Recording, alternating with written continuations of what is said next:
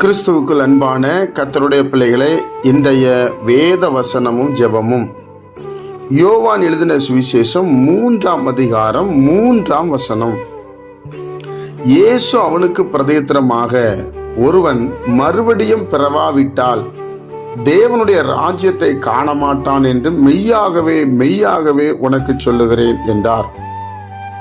என் அன்பு கர்த்தருடைய பிள்ளைகளே, 1ஆம் வசனம் இப்படி சொல்லுகிறது. யூதருக்குள்ளே அதிகாரியான நிக்கதேமு என்னப்பட்ட ஒரு பரிசேயன், அவன் ஆண்டவர்கிட்ட கேட்கிறான். அப்போ ஆண்டவர் அவனுக்கு பதில் சொல்லுகிறார். தேவனுடைய ராஜ்யத்தை குறித்து பேசுகிறார்.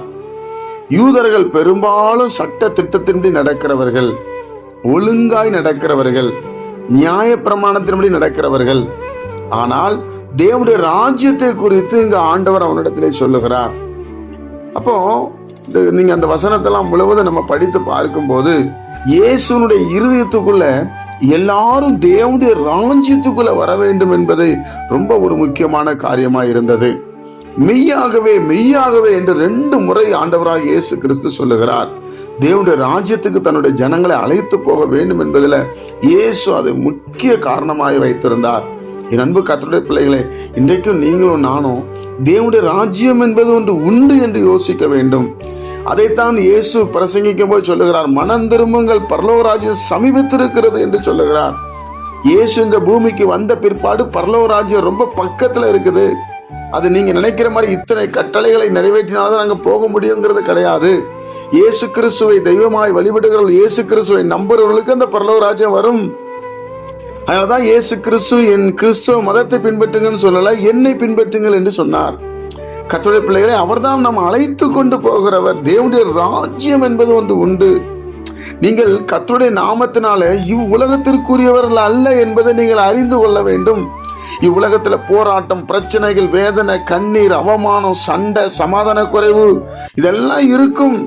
ஆனாலும் அந்த இடத்துல நீங்கள் ஒன்று தெரிந்து கொள்ள வேண்டும். நான் இவ்வுலகத்திற்குரியவன் அல்ல, தேவனுடைய ராஜ்யத்துக்குரியவன் என்பதை நீங்கள் யோசித்து சென்றால் நாம் இதெல்லாம் நம்மளை ஒண்ணுமே செய்து விடாது, சோறு வராது. அதைத்தான் ஆண்டவர் சொல்லுகிறார். இவ்வுலகத்திற்குரியவன் தேவனுடைய ராஜ்யத்தை காணமா, தேவனுடைய ராஜ்யத்தை நம்ம பார்க்க வேண்டும். நாம் பார்க்கிறவர்களாய் காணப்பட வேண்டும். அதை குறித்து சந்தோஷப்பட வேண்டும். தேவனுடைய ராஜ்யம் என்பது உண்டு என்று மகிழ்ச்சி அடைய வேண்டும். நீதியுள்ள நியாயாதிபதி இயேசு கிறிஸ்து வாசம் பண்ணுகிற இடம்.